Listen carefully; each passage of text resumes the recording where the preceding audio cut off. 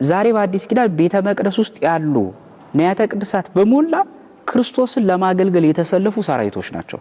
የተቀደሱ ጭፍሮች ናቸው። ሁሉ እዚህ ቤተ መቅደስ የምታዩት ንዋያተ ቅድሳት ሁሉ ክርስቶስን በየስራ ዘርፍና በተሰጠው ኃላፊነት በሜሮን ተቀድሰው ክርስቶስን ለማገልገል ሰዓታቸውን ጠብቀው እየታዘዙ ደፋ ቀና የሚሉ አገልጋዮች ናቸው። ከነዚህ መካከል አንዱ ደግሞ አገልጋይ ታቦት ነው ማለት ነው። ታቦት ነው።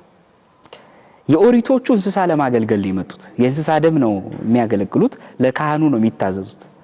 ዛሬ ግን ለካህኑ ሳይሆን በካህኑ ላይ ላድረው ለክርስቶስ ነው። መዳረሻቸው መጨረሻ ኢየሱስ ክርስቶስ ነው። ጻሕሉን ብትመለከቱ ደሙን ለመሸከም የተዘጋጀ ነው።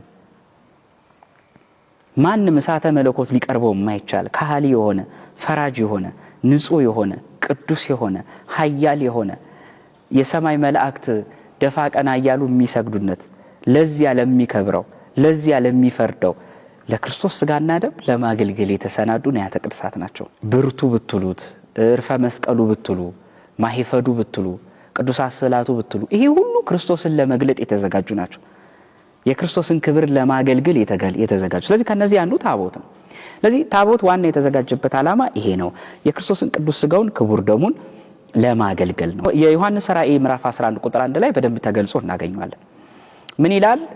በትር የሚመስል መለኪያ ለኔ ተሰጠኝ፣ እንግዲህ ተባለልኝ፣ እንዲህም ተባለልኝ፣ ተነስተ የእግዚአብሔር መቅደስና መሰዊያው በዛ የሚሰግዱት ለካሉ ይላል።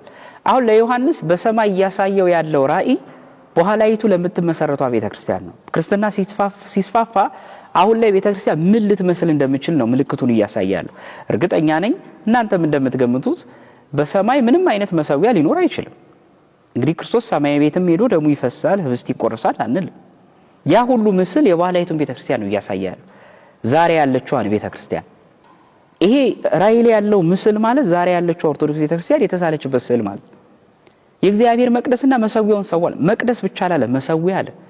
አዎ ዛሬ መሰዊያ አለን እኛ፣ ታቦት አለን። ይሄን በደንብ መረዳት ያስፈልጋል።